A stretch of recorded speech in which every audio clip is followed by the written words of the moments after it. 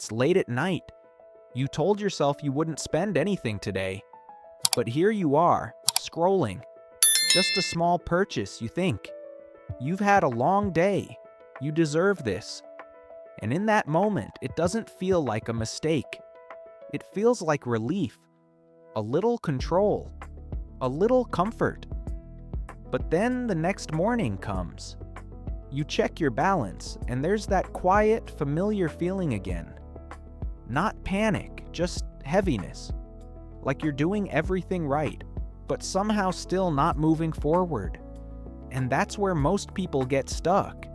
Not because they're careless, but because they're trying to feel okay. We like to believe financial problems come from big, obvious mistakes.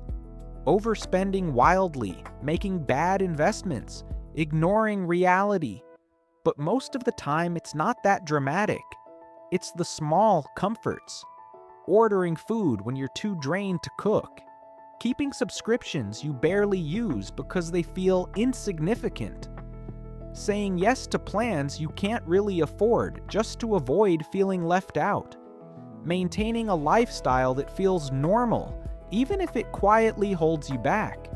These aren't reckless decisions, they're emotional ones. Because money isn't just about math. It's about how we deal with stress, boredom, pressure, and the need to reward ourselves. So when someone says just cut back, it sounds simple, but it doesn't feel simple. Because they're not asking you to cut spending. They're asking you to give up comfort. And short-term comfort is powerful. Not because it fixes anything, but because it feels like it does. You've had a long day. You're mentally drained. Maybe work feels repetitive. Maybe there's pressure from family. Maybe it's just that constant background stress of trying to keep everything together. Then you do something small. You buy something. You upgrade something. You treat yourself. And for a moment, things feel lighter. Your brain rewards that. It remembers it.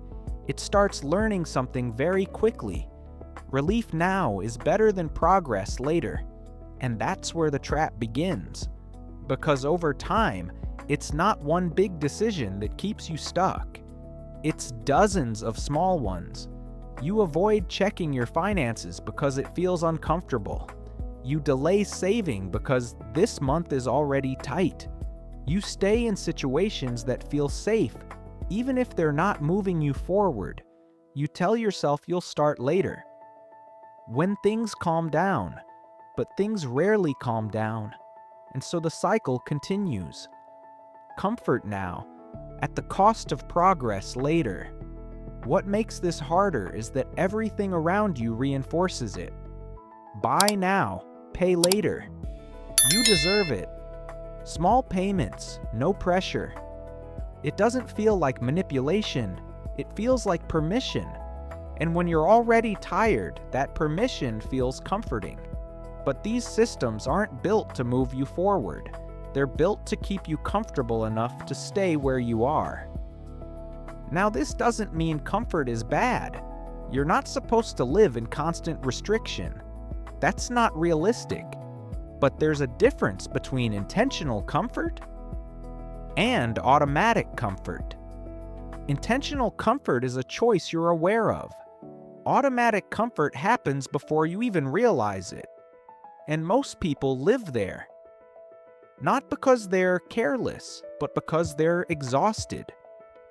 The shift that changes everything is surprisingly small. It's not about cutting everything out.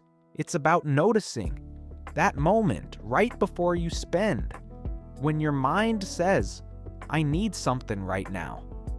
If you can pause there, even briefly, something changes. You create a gap between feeling and action, and in that gap, you get a choice. You can still go through with it, but now it's conscious, and that alone starts to reduce how often it happens.